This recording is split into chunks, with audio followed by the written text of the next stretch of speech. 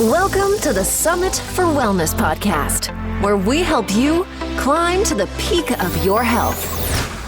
And now, here is your host, Brian Carroll.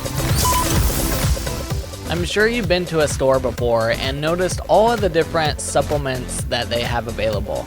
And I bet you've wondered, what do all of those do for you? And do you need to take any of them? That is one of the questions that we're going to be talking about in this episode. What's up, everyone? I'm Brian Carroll, and I'm here to help people move more, eat well, and be adventurous. And today I have Shawn Wells joining me to talk about nutraceuticals, their importance, and which ones to use and how they are formulated. And we're also going to talk about different regulations around them and why some different nutraceuticals are pulled from the shelves and then converted into medications that you can only get through prescriptions. So all of this will be in the conversation today. And Shawn Wells is the world's leading nutritional biochemist and expert on health optimization and has counseled thousands of people on innovative health solutions. His new book, The Energy Formula, challenges people to live a more passionate, energized life by exploring keto, paleo, fasting, and supplements. So let's dive into my conversation with Shawn. Thank you, Shawn, for coming onto the show. Yeah, thanks for having me on, Brian. I appreciate it. Of course, and before we start diving into nutraceuticals and different formulation processes, I'd love to learn a little bit more about you, who you are, and what your background is. Yeah, I'm a biochemist, registered dietitian. I'm known as the world's greatest formulator, formulated over 500 supplements that are out there on the market. I've patented about 15 ingredients, including T-cream and dynamine that are super popular in the market for energy. I wrote this best-selling book right here, The Energy Formula, that's been listed on USA Today and Forbes, and it was a bestseller in 14 categories on Amazon, a biohacking book. I've done documentaries, TV shows, podcasts like Ben Greenfield's show. I've done a lot of cool stuff, like really well known in biohacking and in supplements and keto. So yeah, that's me, and I've had an amazing career, and I'm excited to be here.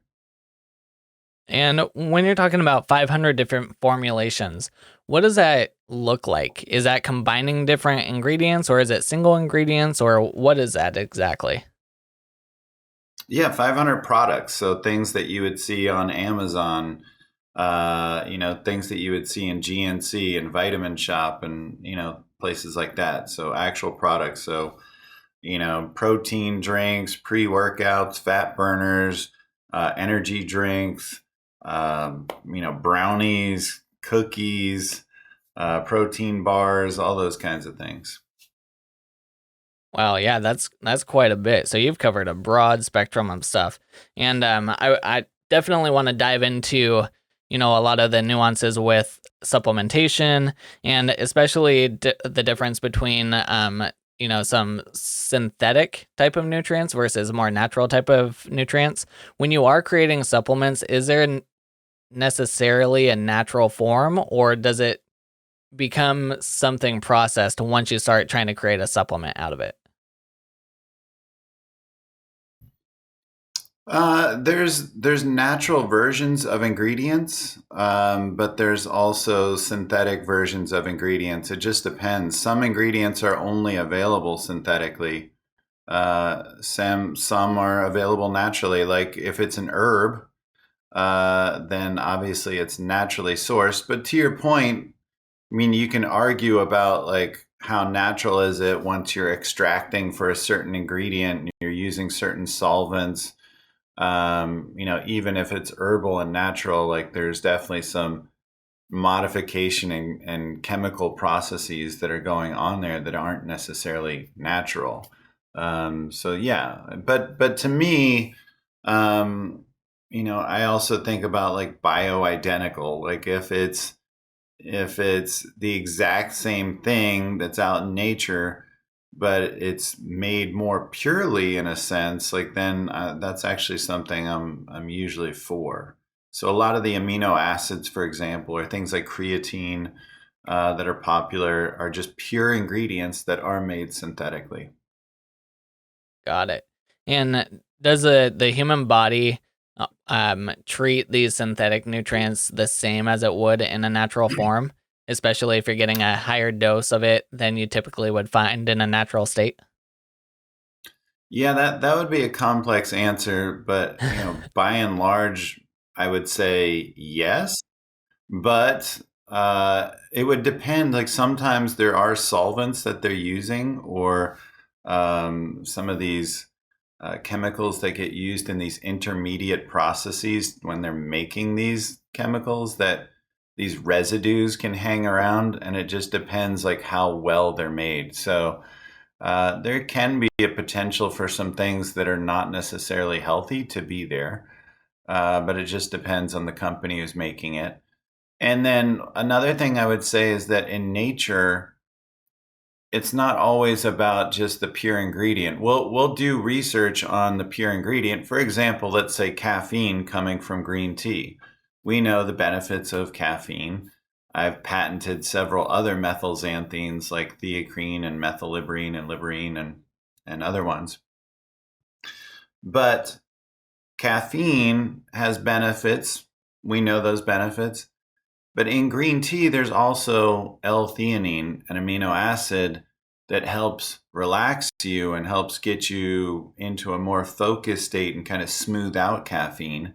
And there's also a polyphenol called EGCG that's anti-aging and is a vasodilator, meaning it improves blood flow. And so when you have green tea, these combinations of ingredients that occur naturally have synergy. And if you're just using caffeine, you're not getting the benefits of some of these other ingredients. So on one hand, it's I think it's good to get something pure that could be synthetic. But on the other hand, you're missing out on nature's formulations, if you will. Right. So, to go along with that example of the green tea, if you see like a green tea extract or something similar, is that getting the same type of benefits as having green tea itself, or is the extraction process changing it a little bit? It's changing it a little bit, and it just depends what it's extracted for. Like if it's extracted for EGCG, extracted for caffeine, it just depends the level of extraction and what it's being extracted for. In that process, you're increasing levels of one thing and then thereby decreasing levels of other things. So, in that process, like if you wanted a natural caffeine that's 98% caffeine from green tea so that you can say it's natural, you're removing all the L-theanine and the EGCG. So it just depends like what the extraction is and how they're doing it. Got it. And this is why you have 500 different formulations, because there's a lot of different purposes that these different extractions and stuff can be used for. So now we're starting to put the pieces together here. Now, I'm sure you've experienced it before, and I know a lot of people listening have experienced this before as well. When you take something like a multivitamin, and then all of a sudden your urine is like a bright orange color, or maybe it has a certain stench to it. Oftentimes that's nutrients that are exiting the body that came from that multivitamin. Is this an example of your body not being able to utilize all of the nutrients within that supplement? Or what's going on there? Why is all of that leaching out of the system? Yeah, so that gets exaggerated a lot. But the reality of that is it's really just one B vitamin that does that in particular. It's called riboflavin, Mm. and it's a B vitamin, and it's responsible for that color in your urine. And some people look at it like the way you're looking at it, like saying, "Oh, well, you're not using it; it's spilling out. You're just peeing it out and you're wasting it." Some people look at it as like, "Oh, my vitamin's working. Like I only trust it like when my pee is bright yellow." Mm. It's kind of like there's an ingredient called beta alanine that's often used in pre workouts that can give you a flushing, tingling feeling called paresthesis. And some people hate that feeling and won't buy any products that have this pre workout tingling effect. But then other people feel like it's like they only know it's working when they're tingling. And so I would look at it as um, it's more a question of, I think it's better to have additional than not enough in my mind. So it's not a bad thing that you have bright yellow urine. There's no like negative downside to that. Yes, maybe you're wasting a little bit of money, so to speak, but it's hardly much money when we're talking about B vitamins. So to me, I think it's better to have more than you need, your body handling it by excreting the additional, than it is to have too little and not be able to maintain your body's optimal processes. So speaking of too little, is there some at-home ways that people can recognize whether they are deficient in certain nutrients and therefore they need more of those nutrients? Or is this stuff that people have to go to a lab and get some lab work done?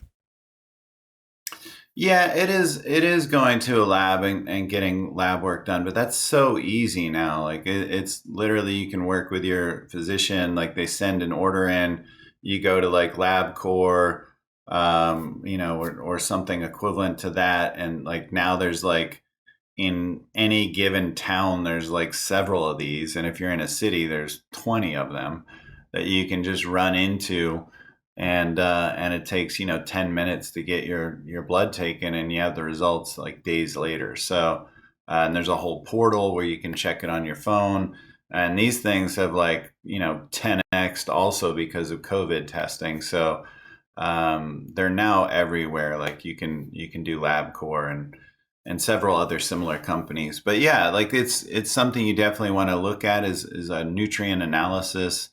Especially like if you've already looked at your genetics, you've taken like a 23andMe test, and you've seen that, like, for example, you might have an MTHFR issue genetically, and that means that you can't convert folate from the typical dietary form or supplement form to the active form that takes several enzymatic steps to get to 5-methyl tetrahydrofolate, also called methylfolate. And so there can be an issue that could lead to anemia. And so unless you've done that genetic testing, you don't know to supplement around that to get these active versions of the B vitamins that are a little bit more expensive, but sometimes they're called active B vitamins, sometimes they're called coenzymated B vitamins or methylated B vitamins. But these are all like the active forms, like methylcobalamin for B12, P5P for B6, um, you know, um, R5P for riboflavin. Like some of these things would be, and 5-methyl tetrahydrofolate for folate. Those would be like the more active versions where you don't have to convert them in your body. And some people have issues converting them. So that could be a reason why sometimes these multis might not be working as well as you hope. Got it. Now, if someone does go to a lab and they're doing a nutrient analysis, is that giving them a good insight into um, long-term nutrient deficiencies, or is it more of a snapshot of a recent deficiency, like within a couple days? It's going to be a more recent thing, more of a kind of current snapshot, but like there's other indicators of disease and aging that I would be looking at in the process. And there's three that I mentioned in the book that I think are super critical. It's going to be CRP, C reactive protein, which is a marker for inflammation. Hemoglobin A1C, which is a marker for glycation or blood sugar damage. And then lastly, oxidized LDL, which is a marker of oxidation. And collectively, those are going to give you, speaking of snapshots, like a true snapshot of like how you're aging biologically versus chronologically, and how you are likely moving towards disease, because almost all diseases are metabolic in nature. There's only about 1% of diseases that are actually genetic. Most diseases are correlated to the poor health, poor diet, poor exercise, and certainly we're seeing elevated levels of insulin and blood sugar be correlated to all of that. So, maintaining lower blood sugar, reducing your insulin levels over time is going to lower inflammation, lower glycation, lower oxidation, lower methylation issues, keep your telomeres longer, improve your SERT gene activation, like all the stuff we know related to aging and disease. That's pretty interesting. 1% of disease comes from genetics, because I feel like there's so many people in the population that are trying to find a reason for their disease or chronic condition, and a lot of people look at genetics, thinking that's playing a huge factor, and there might be some factor in that, but like you said, lifestyle is a huge factor too, contributing to disease. Yeah, when I say 1%, it means like one that you're born with. Like you can be born with this disease, but like there's certainly predispositions that we see, but like ultimately that doesn't mean a whole lot. Like you can have like a familial history and some, genetic predisposition towards cancer, and the majority of the time you may never get it. And it's not even just diet and exercise. Some people that have bad diet, bad exercise never get it. There's a lot to do with just happiness. There's data around happiness and relationships, quality relationships. There's data with longevity that's related to grip strength and how strong you are and how well you can move your body throughout your life. So, there's a lot of factors, but ultimately, my point is that most diseases progress and damage is done to our bodies largely due to metabolic dysfunction. And we're seeing mitochondrial dysfunction be a big piece of that. And mitochondria are those little powerhouses of the cell that create ATP. So when you don't have enough cellular energy, that ATP for your body to run on, it's kind of like not having enough gasoline for your car.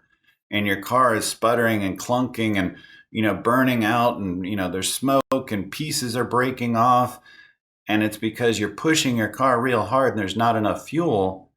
And it's because you're in an insufficient cellular energy state and you're insulin resistant, so you can't take enough glucose into the cell.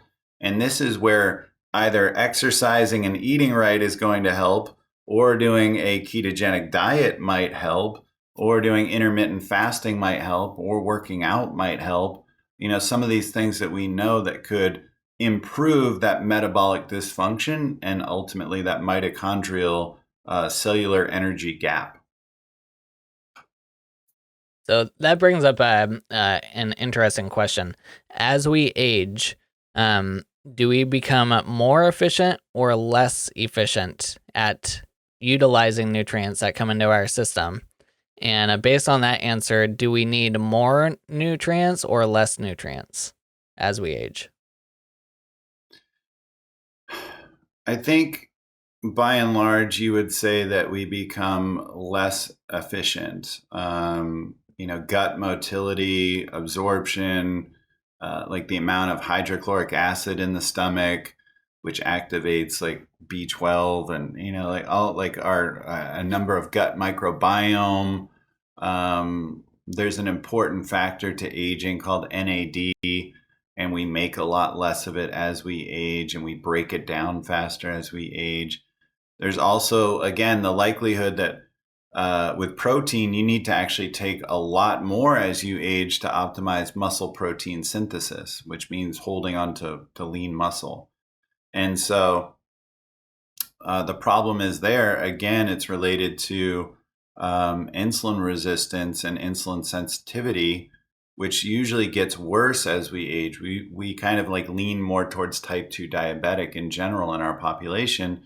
Plus, we don't have as much of the anabolic hormones like testosterone and GH and some of these hormones that would protect lean body mass. So as we age, we need more protein. And, we see this in general, like we need more vitamins, we need more more everything. We need more acid. We need more water. We need more of these things. Barring that you're an athlete, that's a different situation. But yeah, I would agree that by and large, you probably need more as you age. But I'll say this too, is that our body is the great homeostatic adapter, meaning that like whatever you're doing to it, it's going to be adjusting. So it could just be that like, maybe as we age, we're just eating more of the same thing. We have less variety. We're traveling less. We're going to less restaurants. So and maybe the body is just a little bit more fixed than it is variable, like when you're younger. So there's definitely an element. There's something that's called hormesis. It's an idea of like the more you challenge your body in positive, stressful ways, it's called eustress, like when a positive stress, the more you challenge your body, the stronger it becomes. It becomes more resilient. It's like taking, yourself to the gym and, working out with weights. You're going to get stronger muscles. It's a stress to work out with weights, but you'll get stronger. So this is true of like, this is the idea of like cold plunges and hot saunas and intermittent fasting and keto. And some of these things can be positive stresses to the body, hormetic stresses to the body that help you adapt and grow stronger. And again, as we age, we might be doing less of those things. So if I was taking testosterone therapy, if I was taking a glucose disposal agent like berberine or metformin, if I was, taking my vitamins, taking my protein, if I was doing cold plunges, if I was working out, going to the sauna, doing fasting, would I experience decreased absorption or utilization of nutrients? Maybe not. It's not necessarily an age thing. It could be a lot of what we do as we age. And so to apply some positive stress to your system, would you look into potentially rotating different type of diets through your body, especially throughout the year as well? And then would you also rotate your supplement protocol, your own personal supplement protocol? That is the perfect question. And I love that question. Most people don't even think of that question. And I think the answer is yes. I think, just like there's an idea called metabolic flexibility where you do the ketogenic diet at times, so you can use ketones as fuel. And then you have carbs at times so that you can use carbs as fuel and you're not insensitive to either fuel. We used to be very highly variable because we went days sometimes without eating, because we went through the winter and just had meat, or we had more fibrous vegetables than we do now, and we didn't have like Coca-Cola and a lack of exercise, and we weren't eating 6 times a day. Like, so it's a very different equation now, where we used to be very flexible. Now we can just use glucose and we're becoming insulin resistant. We're not even able to use ketones. So that's where like the ketogenic diet comes in. It's not like the whole world needs it. It's just our fat selves here in the United States that need it. But I love that idea, because I think that really relates to, we're only meant to eat also during the day. We weren't meant to eat at night. There's research on circadian rhythms by Dr. Sachin Panda. So like, like during the summer, it's longer days, and, maybe we're meant to eat more. And during the winter, we're meant to eat more calorie dense stuff in shorter periods. So I think like, we're meant to do longer intermittent fasts in the winter. We're meant to maybe have something like meat or, animal, in the winter, that would have been typical. It depends on your genetic descent. But then maybe during the summer, maybe it's like almost a more vegan diet, like, well, in the winter, it's more carnivore. This is actually stuff that I'm exploring right now. So it's a great question. It does depend on your lineage. And it does depend on what your goals are. but I do like the idea of flexibility and doing different diets at different times and creating hormesis, like what you're saying. And then I do that with my supplementation, especially with things like adaptogens, which help you adapt to stress. Like I might take rhodiola one month and ashwagandha the next month, and all of these things, like it can be that if you chronically take them every day, this is just like the idea of like exogenous, meaning outside the body, testosterone. If I was to get testosterone every day, my body stops making testosterone naturally because it says, oh, we got plenty, we don't need to make it. So if you're supplementing with something all the time, your body might say, well, we don't need to make this, or we don't need to do this anymore. And you can almost become dependent on it. And this has actually been seen with an amino acid called arginine that helps with nitric oxide. They did a study where they supplemented with it and people had better nitric oxide release, but when they pulled it away, people actually like went worse than they were before because their body stopped making it all together. And so it actually became dangerous, and some people got heart attacks and stuff. So it's interesting. I do like the idea of flexibility, of variation. I have like 100 products in my pantry. So, I'm just one of those guys. I'm just going to take so many pills here and there. And, there's almost no rhyme or reason to it. It's just, I love the variability of it. I take some things now and some things later, and I don't take the same thing all the time. Yeah, how much of that is intuition? Like you feel a certain way on one day, so you look at your, Definitely. 100 products on your shelves and go, I think this would be helpful today. Yeah. 100%. 100%. Yeah, that's a phenomenal point as well. That's definitely something I do. Like, if I'm going to be playing sand volleyball for 8 hours in the heat in Dallas, like, on the weekend, like I'm going to be supplementing differently than if I'm, working in my home office in the air conditioning, sitting in an office chair. Or if I'm feeling stress, or I'm going out in crowds, I might take things that bolster my immune system, or, whatever. Like there's definitely some intuition to it, and it certainly helps that I know a lot about these, but I do go through all of them in the energy formula. Like literally, like energy is experiment, nutrition, exercise routines, growth, and your tribe. And like in each of those chapters, there is a formulator's corner where I go through all the supplements. You need to know the forms, the doses, the brands, all that kind of stuff. So, yeah.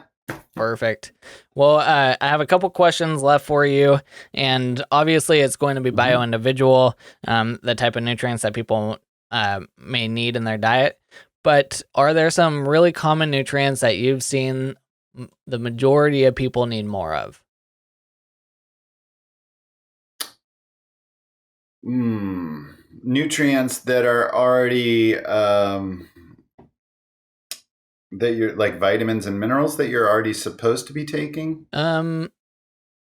Just if people went and got tested today, they would probably be deficient in, let's say, I don't know, vitamin D maybe. Okay. Got it. Yep. No, that's dead on. That one right there is dead on. So easily over 75% of the population is deficient in vitamin D. Especially if you're someone that doesn't get outside, doesn't take your shirt off, or like doesn't get down to your shorts, and get near naked as you can.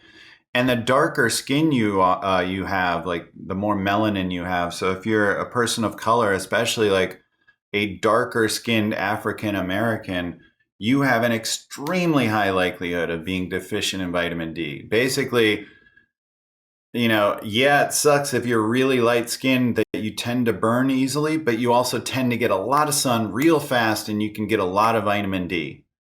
And when you're one of these people that like you can't burn ever, that's a nice bonus, but you are really resistant to creating vitamin D in your system. So the problem is that If you're talking about like a, black male that's wearing, winter coats and is up in New York City, I mean, there's like a 99.9% chance not getting enough vitamin D. And here's the problem. Vitamin D is so critical. It's way more than a vitamin. It's a hormone. And hormones affect all the other hormones. It's called the endocrine cascade. So we see that vitamin D affects not only bones like we originally thought, but the immune system, like you're hearing about now with COVID, depression and anxiety, obesity and insulin resistance. I mean, vitamin D3, testosterone and sexual desire. There's so much going on with vitamin D that like I absolutely believe everyone should be taking 5,000 IUs of vitamin D3 a day plus K2, vitamin K2 to optimize it and get max benefits. So that's one I definitely recommend. Another one, kind of the same boat, is magnesium. Almost everyone is deficient in magnesium. It's one of the most important minerals used in hundreds of processes in your body. You probably think about it again, maybe with bone health, but it's involved in muscular contractions. It is involved in the immune system. It's involved in gut health and motility, feeling regular and all that. So there's a lot going on with magnesium as well. It helps you sleep, helps you feel more calm, related to neurotransmitters. So those are two massive ones that, a lot of people are going to be deficient in for sure. Magnesium and D3. Perfect. And then the other question I want to dive into is around regulations of supplements. So a lot of times you can look at the back of a supplement and it might say something along the lines of these statements have not been evaluated by the FDA or something similar along those lines. What are the regulations around supplements? Who's the regulating organizations or companies? And let's talk about NAC and the issues NAC is going through right now. Yeah, so regulations around dietary supplements is not nearly as stringent, to no surprise, as drugs would be by the FDA. The FDA does have purview over supplements. And I would say that if you're a big supplement company, you're on the radar. If you're doing things like sexual enhancement supplements or fat burners, you're on the radar.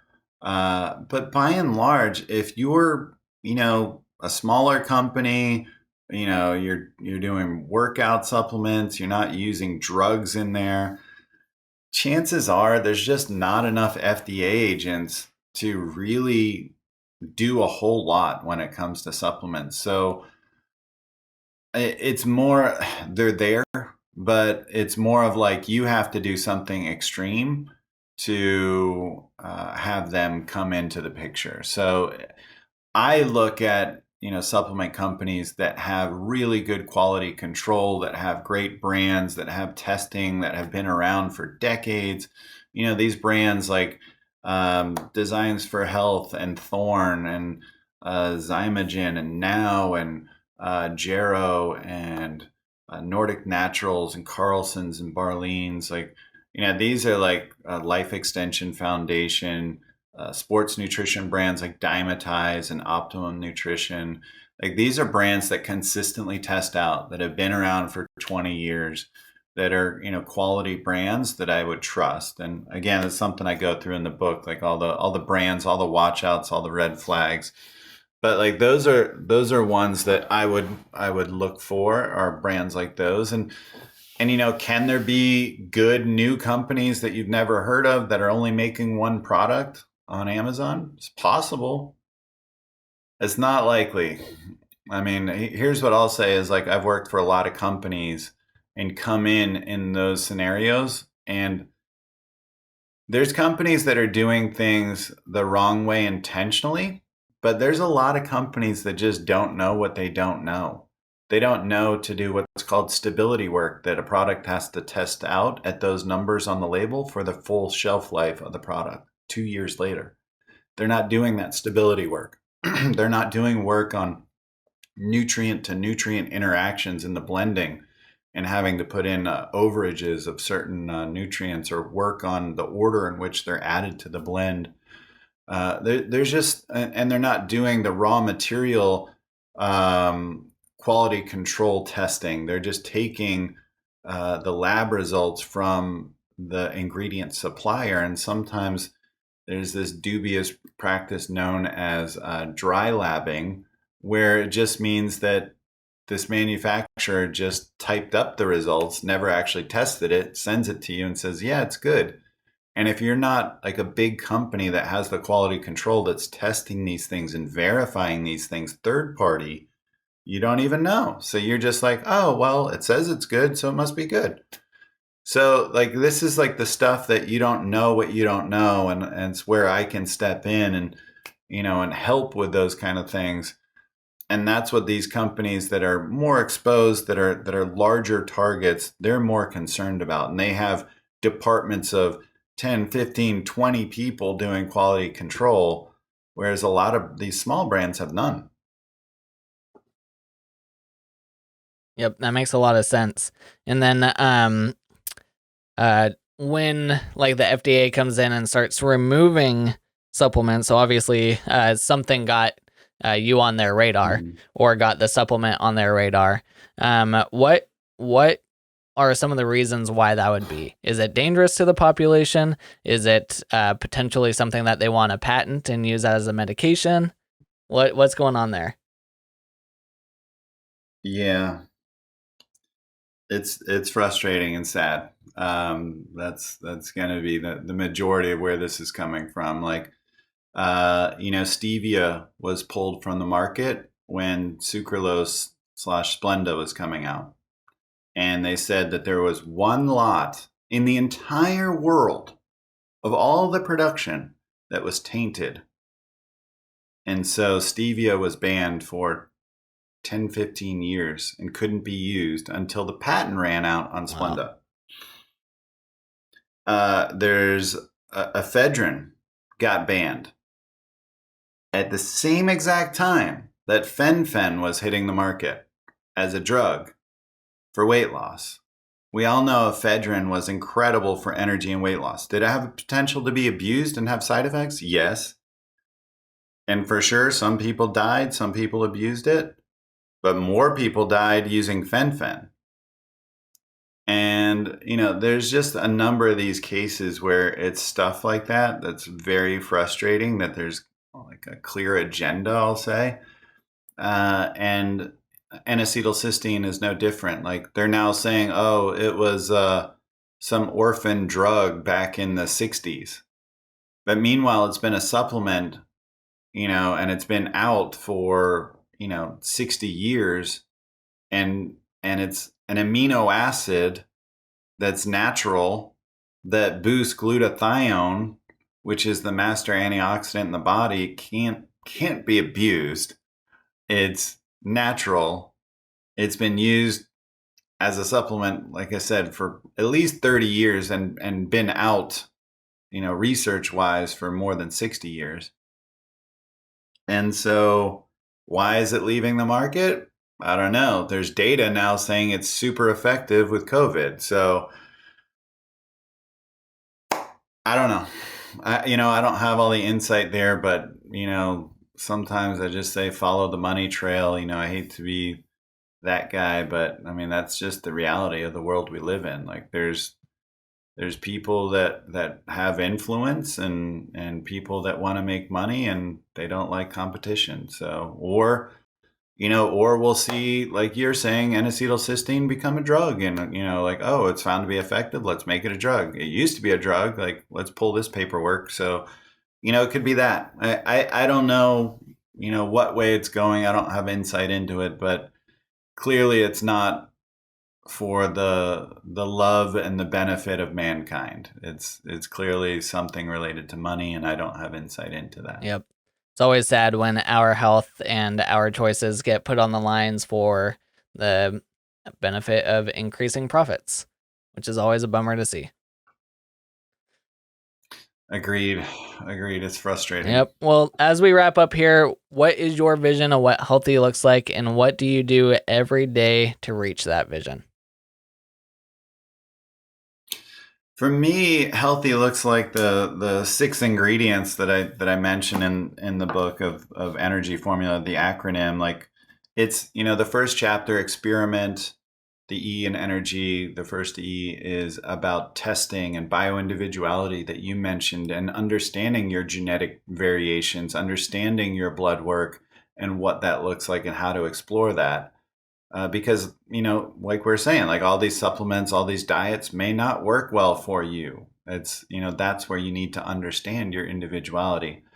The next chapter is nutrition, and I do keto, paleo, and intermittent fasting. That's what works for me.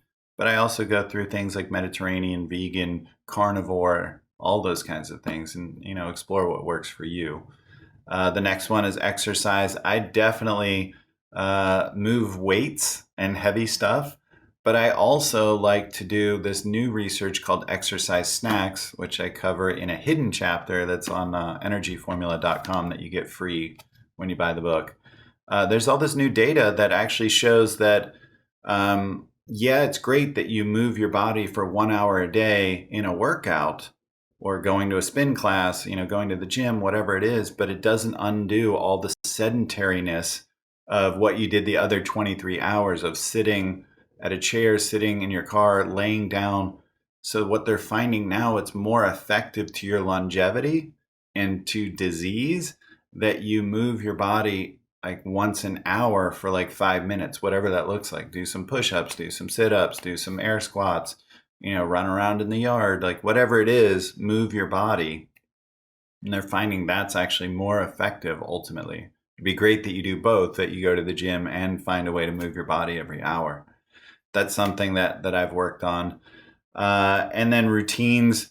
I mean, understanding circadian rhythm, having a dialed morning routine, that's a huge part of my day. And then learning how to have good sleep hygiene and going to bed at the same time every night, and making the bedroom a sleep fortress that revolves purely around sleep and making me relaxed and putting me in a position to fall asleep easily. And then growth is, all about like nootropics, which I get into, these brain boosting compounds, using things like MCTs, doing fasting, doing things like, reading books and podcasts, especially ones that focus on resilience and stoic mindset. The obstacle is the way. That's really important. That's kind of like hormesis for the brain. And then lastly is your tribe. And that's something that I think is it's the most important thing. The Harvard study that's over 80 years running, that's involved thousands of people. The number one predictor of longevity is quality of relationships. So that's a massive one, that you have purpose, that you have connection, that you have a network, that you're talking to people, that you're interacting with people, that you're hugging people. This is so important. And on the flip side, we found loneliness is one of the top killers. It's associated with much shorter lifespan. So, that's what I'm doing every day, and I'm happy to be here and happy to support the Summit for Wellness. Awesome, Shawn. Well, that's a great leadway into the book if people want to get it. I'm assuming it's on Amazon or anywhere people can get books at. You also have energyformula.com and ShawnWells.com. The book is awesome because, like you said, let's say today you want to focus on growth. You can just flip to the growth chapter and go through some of the exercises in there. So having that book in your hands and being able to flip through chapters is great. So Yeah, and it's full color front to back, and there's tons of like diagrams in it, and it's there's like these surveys that are throughout. Here's an example right here of like formulators corners where they go through the supplements, and it's just here's the surveys, the tests that you can take, and there's chapter summaries. So yeah, it's one of those things that there's tons of like little bits and pieces that you can grab here and there. You don't have to read it front to back like all in one sitting. There's just tons of information in there that you can grab anytime. Perfect, Shawn. Well, thank you so much for coming on and chatting with us about nutraceuticals, kind of the process around them, and what to be looking for to get good ones for your body. Thanks, brother. And anyone can follow me at Shawn Wells, SHAWN, on Instagram. And if you have any questions about what we talked about here, you can always DM me there and I'll answer your questions. I hope you were able to learn something from Shawn Wells and how to apply the energy formula to your own life.